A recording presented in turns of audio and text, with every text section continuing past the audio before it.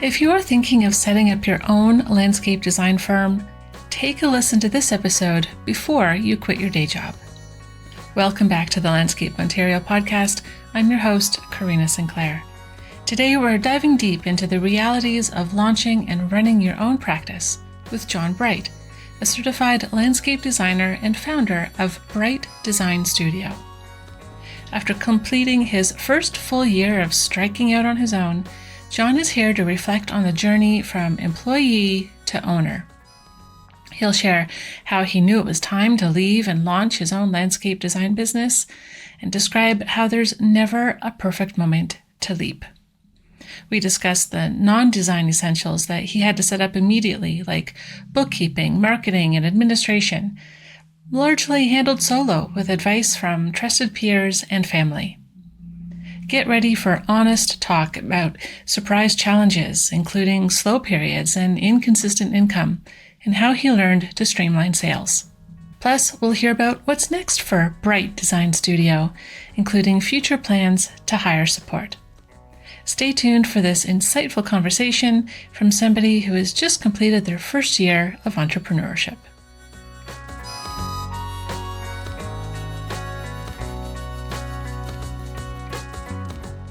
Welcome to the podcast, John. Congratulations on making it through a full year of running your own studio. Thanks for carving out some time to visit us on the podcast today to talk about all the lessons you've learned and the opportunities you've experienced since striking out on your own. Thanks for having me. You had a career working for other people before starting Bright Design Studio. What was the moment you knew that it was time to leave and launch your own company? Oh, I don't know if it was a specific moment, but there's definitely a few moments that built over time. Like you said, had a whole other career before doing this in this field, but I would say I was just getting tired and just kind of worn down and was just like, what am I doing? I think I got to shake it up and just do my own thing. I don't think there's a good time to do it. There's never like the perfect time. It was what I was told and realized. So I just one day just was like, I gotta do this. It's just built up too long. So it built up for too long. So make that leap. So once you decided to head on your own, what were some of the first few things that you had to set up that had nothing to do with landscape design, but involved getting your own business, official? Before I did anything, I reached out to other people that have started their own business in this industry, just people that I knew that I could trust and would give me honest feedback if I was doing the right thing or not, because I didn't go to business school. I went to design school. I didn't do business. So that was the beginning, was just talking to those people first and getting kind of some reassurance that because I was even talking to them, that I was doing the right thing. That was good to hear and to know that I was going in the right direction. And then you get into like all the kind of the technical stuff of setting up a business. You've got to register a business. You have to create a business name. You have to get an HST number. You have to do all of these kind of background things that you don't necessarily think about right away when you're like, I'm just going to go do my own thing. So there's some administrative stuff that you got to do that I had to learn on the fly and ask other people for advice on how to do and where to go. And because that's not my strong suit. I can do it. It's not where I find a lot of fun or value. And I know I have to do it. I just don't like doing it. It's just not the favorite thing. But that's some of the stuff that I realized I had to do. Just didn't know how to go about doing it. I don't know. There's not really a way to just go do it. You just ask people. Just bug people. What'd you do? How'd you do this? If they're friends, they'll give you feedback. They'll point you in the right direction. So that's what I did. So some of these tasks, like you're right, a lot of people don't necessarily go to school for the business part. They go to school and do all their training in that thing they love to do, which doesn't necessarily include bookkeeping and marketing and all of that. Are you still trying to do all that yourself, or are you looking to work with other partners who that's their specialty and let them handle some of that for you? Or are you at that level yet? Right now, I do everything myself. All the bookkeeping, all of the expense reports and social media, everything that's not design or project management or actually doing like what the business is written to be Yeah, I do all of that other stuff right now. It's certainly a lot. It's quite taxing doing it all by yourself. I would love to be able to have other people do it for me or hire some people to help or subcontract it out or something like that so I don't have to do it all the time. But I don't know if I'm there yet. I don't know if there is a good time to say you are there.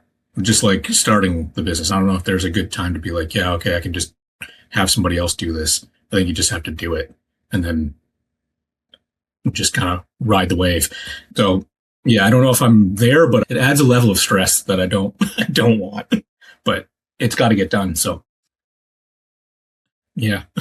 It's probably, when you get to the point where if doing those tasks is keeping you from doing the work that you're meant to do, right? And those are the high quality tasks that only you can complete. If you can't actually do that part while doing all this other part, that's probably a good sign to let somebody else handle it so you can keep working on the design and the project management and stop getting in your own way almost.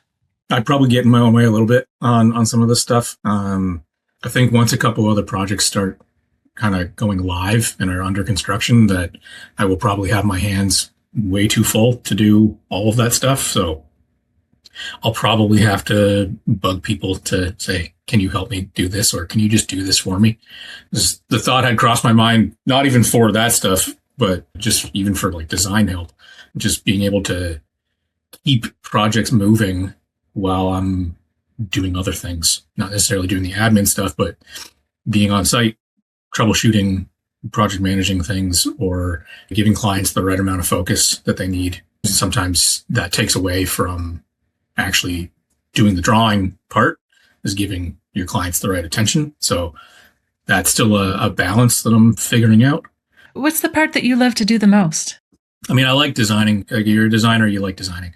You're not going to not like it. But I do like managing projects and seeing them come to life and just overseeing how everything goes and making sure everything's being done on time and just keeping things on track. I am a people person, so I like the social aspect of it and being able to just converse and create those relationships with people and clients. That's half the battle, is to build a relationship with your client or your potential client before they become a client. I like that aspect a lot too, but doing all of that stuff takes away from sitting in the office and running numbers and creating proposals and time at the desk, just sketching, creating concepts and ideas. It's still a work in progress. I haven't figured it all out on how to balance everything quite yet, but we're getting there. I appreciate that honest take on it because it's not all roses and sunshine, even though we might draw them into our landscape design. It doesn't actually work out that way sometimes. And I think design is probably a fairly independent, solitary task, right? It's not this group effort in that moment. It's you and the design. So everything else crowding in on that opportunity to bring your dreams to life, it can be a bit of a distraction. Now, in this past year, looking back, did you have any surprise challenges or tough moments that you weren't quite ready for? And what did you learn from that? Well, having the first thing that's shocking to the system is going from a weekly paycheck or a bi-weekly paycheck to when's the next paycheck going to show up? That's an adjustment period. And even just getting your name out there and just trying to get things started it's interesting. It's a whole other world being the one kind of running the show. It opens you up to a lot of different opportunities, but it's interesting kind of starting on that side. But the other struggle is to be ready for when work isn't there and to be okay with it and to be mentally okay with it. You're not going to come out of the gates and just be, I'm booked solid. Like that. Some people it might happen, and that's great, but it doesn't happen with everybody. It certainly didn't happen with me. Like I was busy enough to get through the year, but there were certainly stretches of time where I was not working on anything. And not working on anything is I'm not working on a design. I'm still working on background things to build the business and to improve my process of how I would like to do things. Changing and updating the website and changing the contracts that we do, opening up different services, things that we provide now instead of just being design, because being design only is really tough to make a living. Just doing that alone, there's kind of have to do other things, which was part of the first year struggles. Mhm. And so, do you think now that you're the head of your own studio versus working for somebody else, has that changed how you design and how you would set up a project? It's changed a little bit. I mean, the approach, the technical side to the design approach is the same. You do your base measurements, you get your grades. All that stuff is the same. The speed at how things get done is slightly different. I actually feel now that I can do things at a more controlled pace. Before, I felt like I was a little bit rushed or pressured. When you're working for a bigger company or even a smaller company, there's sales targets. There's targets that you got to hit on a weekly or monthly basis or yearly basis. If you're not producing, if you have a couple rough months, it can look really poorly on you. And it might not be that you're not doing a good job. It's just that those couple months didn't look great. But then you can turn it around in a month. If you land all these projects you've been kind of building, there is a pace to that scenario, which it's good to be able to do it, but it's kind of nicer now to not have to pump out a design in what feels like a couple of hours when I've got, okay, now I can actually kind of sit and kind of ruminate on some more ideas and think a little deeper into things and have a better design overall or a better project overall. So that's something that I've realized that I actually have a little bit more time on that side of things. It must feel so different that when you're designing for somebody else's business goals, and now you're designing for your own business goals and having some more agency overtaking the time to make it right to your standards versus just getting something down the pipeline because you get backed up. And I think when you get that chance to say, this is my project and I'm going to take it through the way at the speed I need to do it right, that must feel pretty liberating. It's been nice. Yeah, it's definitely been nice. It's been a nice change of pace, especially at the beginning. Now, like, there's a few more clients on the go. So that pace kind of comes back a little bit of, okay, this has got to get done a little quicker, but it's still, I set the pace. So if I'm saying I can get it done in this time, then I got to get it done. I've done some late nights because of it, but that's okay. I guess that's also part of this is there's no real set schedule anymore. It's, yeah, we operate from this time to this time, but if I got to get something done and something comes up in family life or everyday life, I still got to get it done. So I guess I'll work at night. Sometimes that happens. That flexibility is always a useful thing because real life does get in the way sometimes.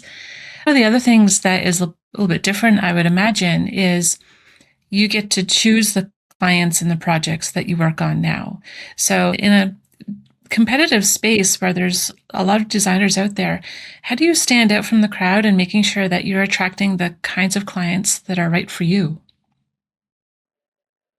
I think good design makes you stand out, and just quality of what you're doing helps. I think I have a certain style that people gravitate towards. So if people are calling me, they've seen something on the website or seen something on Instagram or something, or somebody's talked to them saying, hey, like, oh, you've got this kind of style. Maybe you want to talk to this guy. Yeah, I definitely have a certain style that's kind of evolved. That's kind of helped me stick out a little bit.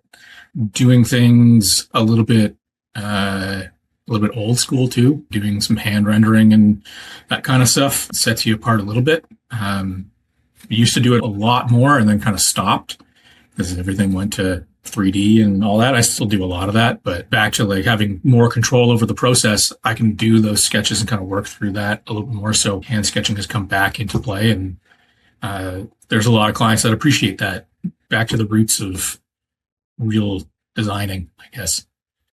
Landscapes are such tangible spaces, and pen to paper is a very tangible activity, and I think maybe makes that different connection to what you're actually doing. So it's interesting to hear that as a modern designer, you are relying on something that, like you said, is old school, but maybe it's classic for a reason. It shouldn't have gone out of style. Maybe it did, but I think it should have a resurgence. It should come back. because there's something that happens when you start doodling. Mm. There's some connection between your creativity and your thoughts. Going from there to the paper, there's something that happens, and it doesn't necessarily happen when you're just pointing and clicking the mouse, and just being in the space too. It's nice to actually sketch when you're in the space and being able to spend more time. Again, it's all back to control of time. Being able to control my time a little bit differently, being able to spend more time on an initial site visit or a site measure, soak in the space and do a little sketching goes a long way. Sounds like it could be almost meditative to be in that space and have the spirit of it resonating with you. I know that sounds kind of frou-frou, but you're right. Like the people who live in that space, you need to imagine their laughter and children running through and people picking flowers to take inside and having all those details of living versus that removal when you're at a computer space trying to represent the same ideas. Yeah, that's pretty much what it is being able to be in that space and think of, you can start envisioning or building things in your head of how is this space actually going to work. It should function for real life and not just for the aesthetics. So being in that, actually sitting in the space really helps figure that out. Over the course of a year, a lot can happen. Have you incorporated anything in the last, say, 3 to 6 months that you wish you'd done right at the beginning? Any tools or routines or a mindset change that has made things run more smoothly and, is advice that you would have given yourself a year ago? Mindset change, I guess, would be a thing. Just trying to keep myself more relaxed as possible, which is still working on, is I like to be busy. I guess mindset of enjoying the downtime when you have it. I like to keep as busy as possible. So having downtime, it feels odd. So just being able to enjoy that part when it does happen instead of fidgeting and thinking, what else could I be doing? Or I should be doing something else. Just enjoy the downtime when you get it because it doesn't happen all the time. And things that have been kind of changed or implemented in the last little bit. The beginning of the year had like a complete reset of how we would approach clients and projects instead of just design services and a certain way that we do it. I found that the contracts or proposals that I was putting out are super detailed and very long, and nobody really wants to read super long contracts or agreements. It's too technical. Our attention spans are very short, so everything needs to be quick and precise and get the point across. So we're going to restructure all the contracts to like a 1 page or a 1.5 page type thing and offered up different services. So kind of break things up instead of like, here's this big lump of stuff. It's pick and choose your adventure. And that way it's easier for us to, or for myself to kind of tailor services to each client. So I would have been helpful knowing that right off the get-go of like, I should have structured it like that right away, but I didn't. That took 6-8 months of learning of, okay, I think I need to change how this all gets presented to people. Beyond just your meeting with them or like a discovery call or sit down consultation, how to show the value that you're bringing to the project by them hiring you. So having those kind of things initially would have helped me feel a lot better at the beginning, but I figured it out and changed things up, and it's been going pretty smoothly so far this year. Having those things in place, certainly better than last year. So what happened that brought you to that realization of changing the way you do your contracts? Some of it was contractor to contractor, like kind of like business to business type things where another contractor had hired me or wanted to bring me in. And there wasn't direct feedback, but I could just kind of feel it. Like, all right, that was probably too much. These guys don't want to read all that stuff. It's too much. They're busy. They just want to know, this is what I'm getting and it's going to be quality. Okay, good. What's the price? All right. Started to kind of feel the same thing a little bit with some customers or clients. I was finding I wasn't landing as many things as I had anticipated. In the sales world, I was relatively good at sales. Didn't do too bad for myself in that world. I'm used to landing most projects or most contracts that I put out there. And that wasn't necessarily the case with everything that I was putting out for myself. And why is this happening? And as soon as I added the value piece to it as kind of a reinforcement, Then all of a sudden everything changed and people have like, oh yeah, no problem, signed. Everything was a little more streamlined and just a little bit simpler and cleaner. And that seems to have helped in that area.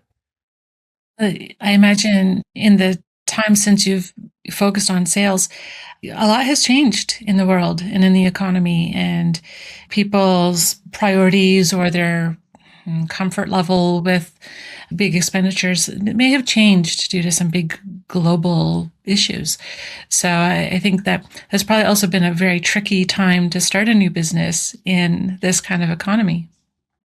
Yeah, I picked the worst time. Just the worst. Yeah.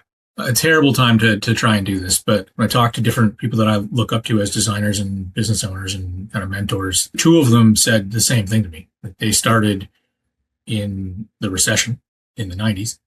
And they're like, yeah, I don't know. Like I just did it and figured if I can get through this, then I should be able to get through when people are feeling good and the economy is thriving and doing a lot better than what it is now. So I got the same kind of look of like, why would you do this now? And I got the same kind of thought, like, what am I doing? But then was kind of reassured by, okay, well, you guys did it too. And you did it in similar kind of economic stress that we're dealing with now. So if I can make it and get by and be able to pay bills and be able to live in this kind of environment, then I should be okay or a lot better off when things eventually turn around. Mm.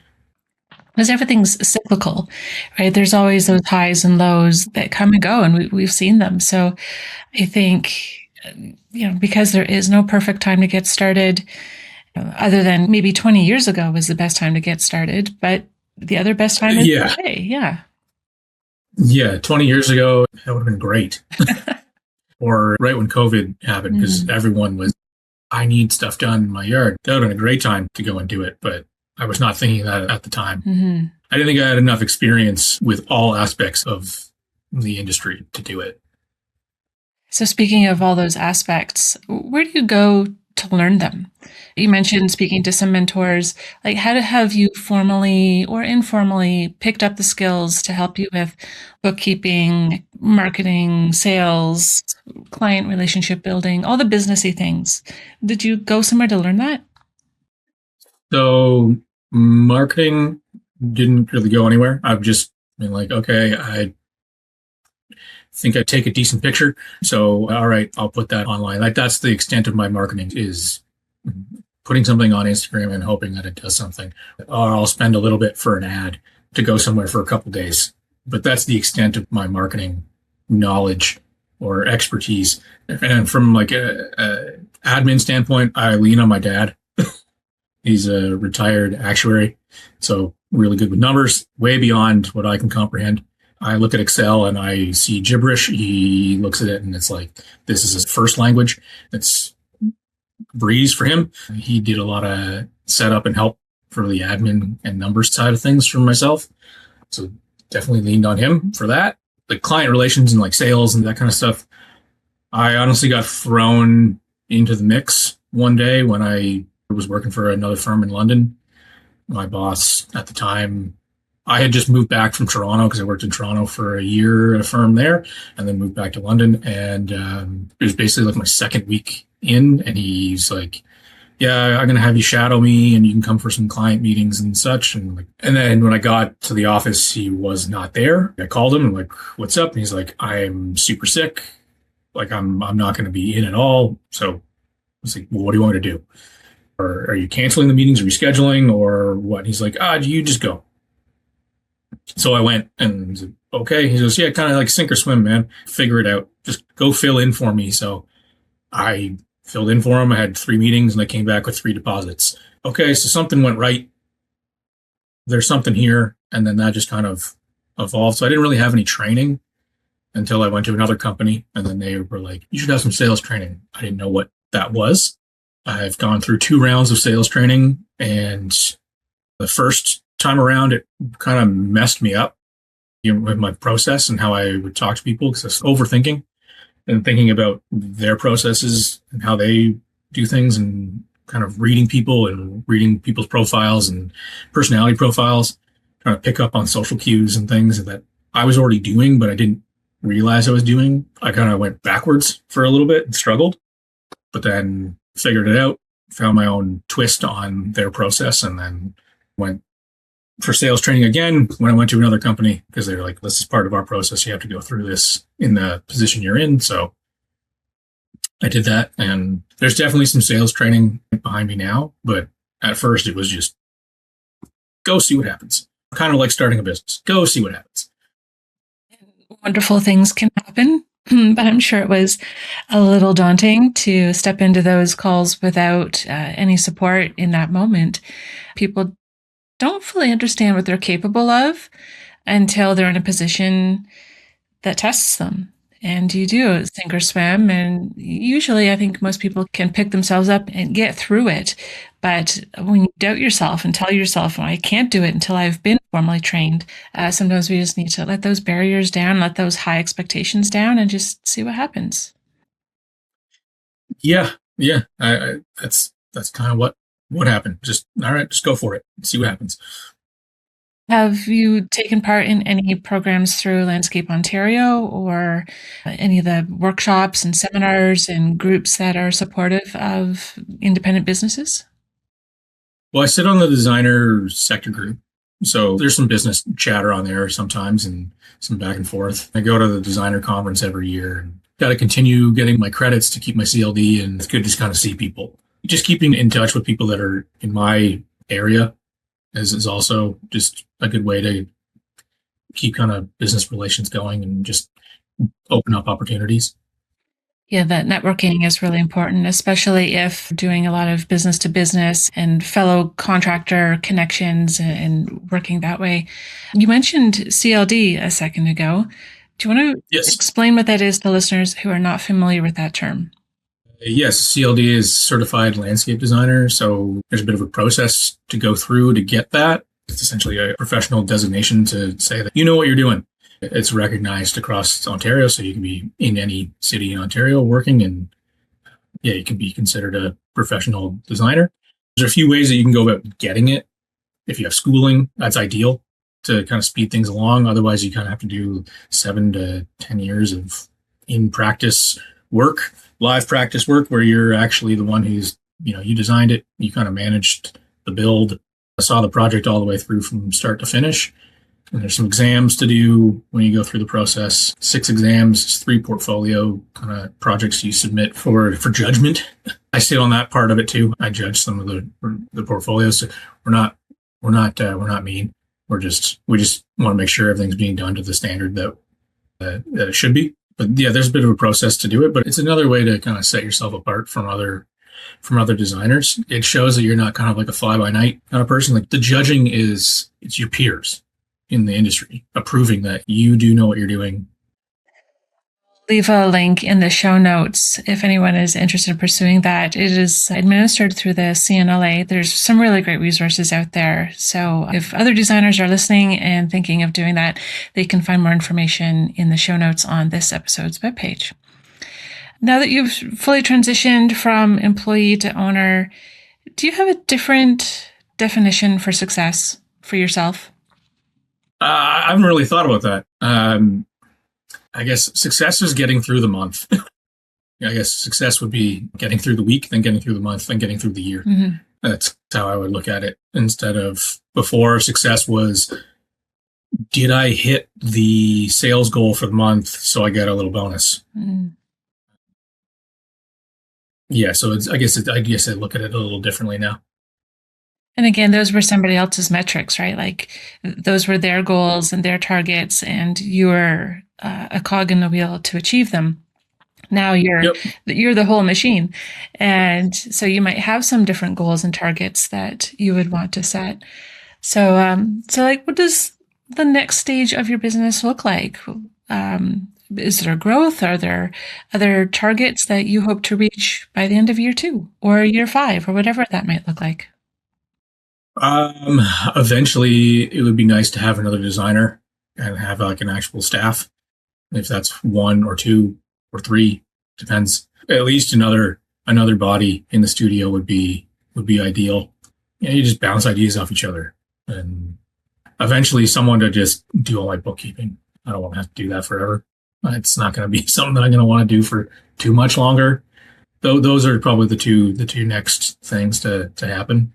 I don't know if they're this year or next year, but they got to happen at some point.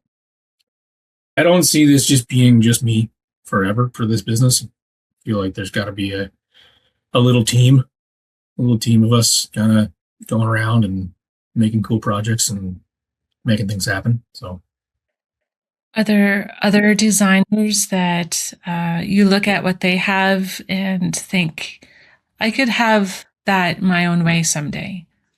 Hicks Varian, his whole setup is great. Like that's the model, really. So if I could eventually get to that sort of level or have a little staff team behind me, that would be ideal. I don't want to remove myself too much from the everyday of things because I'm too hands-on and I'd like to be in the process, but I would certainly enjoy having a little team of people to make this thing be a real thing. Well, you're well on your way. I mean, that first year is always going to be difficult, but you already have like an actual physical studio space. I know that that is a separate Yep. building from your home, so you get to actually have that separation from work and life and have that separate space. So I think that's probably going to be pretty handy for you. And yeah, like you've had a year of learning to be able to move forward. It's kind of like how they say perennials. The first year they sleep, the second year they creep, and then third year they leap. And so some great things are still on their way for you. Yeah, we'll see. We'll see how the rest of this year goes, but hopefully, yeah, year three is a leap. John, thank you for coming onto the podcast to share this very honest and candid review of what it's like to be on your own, an independent contractor in the first year. It sounds like you've learned a lot and there's still lots of exciting things for you to explore and that, you're feeling pretty hopeful. And I think that's really exciting. Is there anything that you wanted to share with our listeners as one last parting gift? Something that might just kick somebody in the butt who is sitting on the fence deciding if they want to make this launch. What would you tell them? Just go and do it. It's going to nag at you forever, so you might as well just do it. It nagged at me for probably 5 years or longer, and I shouldn't have let it nag that long, but I did, and then I just went and did it. That's all you got to do. You just go do it. It's scary, but just do it. You'll feel better.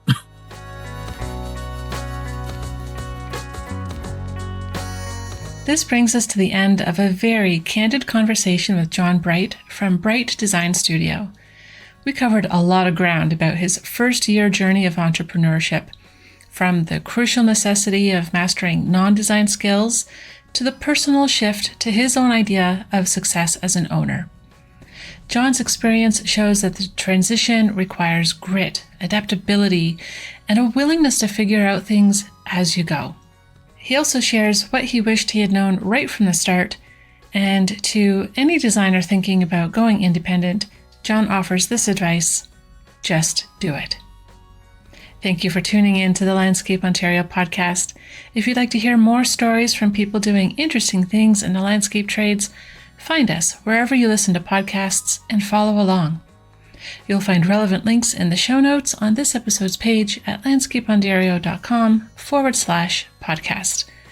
And as always, if you enjoyed listening today, please subscribe, share it with a colleague, and let us know what you think.